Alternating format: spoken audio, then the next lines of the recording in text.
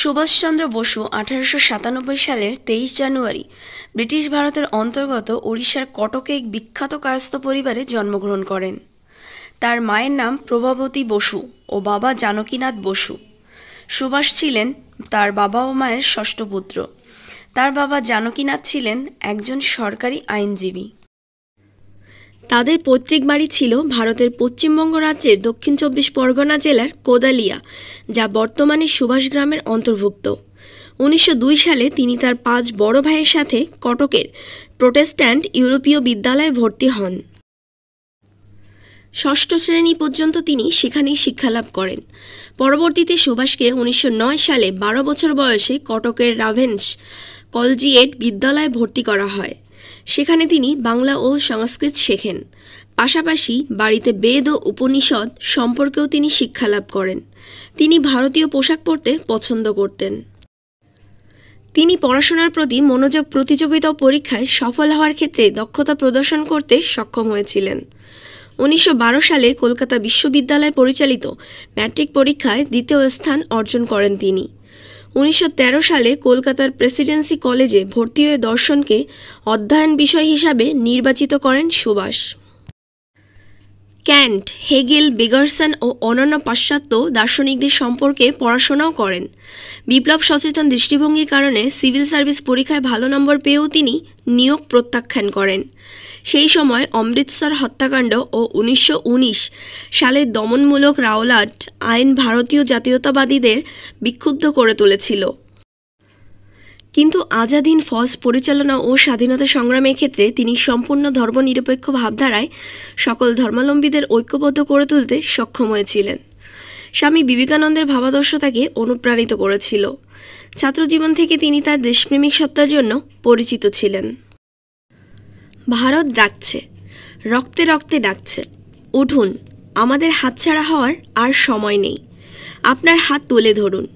আমরা শত্রুদের মধ্যে দিয়ে চলব, অথবা গডেশ্বর চাইলে আমরা একজন শহীদ মারা যাব। আমাদের শেষ ঘুম, আমরা সেই রাস্তায় চুম্বন করব যা আমাদের সেনাবাহিনীকে দিল্লিতে নিয়ে আসবে। সত্যিকার অর্থে আমাদের দুর্বল বোঝার জন্য সম্পূর্ণরূপে অনুধাবন করা অনেক বড়। তবুও আমাদের তত্ত্বের উপরে আমাদের জীবন গড়ে তুলতে হবে, যাতে সর্বাধিক সত্য রয়েছে। পুরুষ অর্থ এবং উপকরণ নিজেরাই বিজয় বা স্বাধীনতা আনতে পারে না। আমাদের অবশ্যই সেই উদ্দেশ্য শক্তি থাকতে হবে যা আমাদের সাহসী কাজ এবং বীরত্বপূর্ণ শোষণে উদ্বুদ্ধ করবে। যখন আমরা দাঁড়াবো, আজাদ হিন্দ ফৌজকে গ্রানাইটের প্রাচীরের মতো হতে হবে।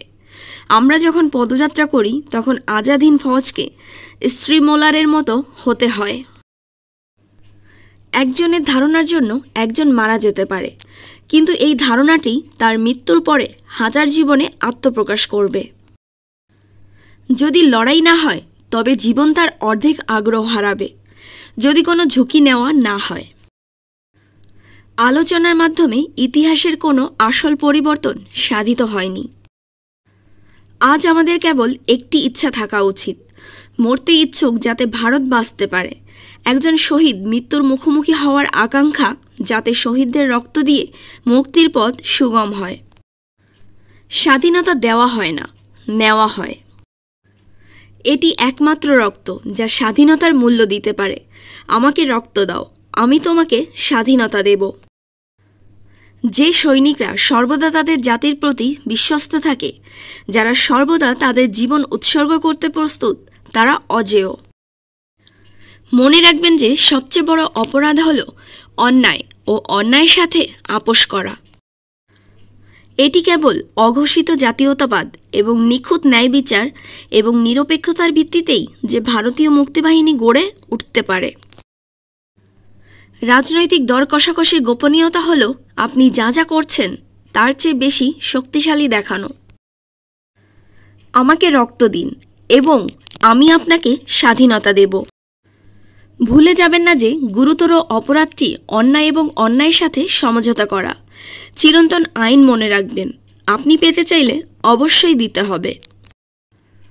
আমাদের ইতিহাসের এই অভূতপূর্ব সন্ধিক্ষণে আপনার কাছে আমার একটি কথা আছে। আমাদের অস্থায়ী পরাজয় দেখে হতাশ হবেন না, প্রফুল্ল এবং আশাবাদী হতে। সর্বোপরি কখনোই ভারতের ভাগ্যের প্রতি আপনার বিশ্বাস হারাবেন না। পৃথিবীতে এমন কোনো শক্তি নেই যা ভারতকে বন্ধনে রাখতে পারে। ভারত মুক্ত হবে, এবং তাও শিগগিরই।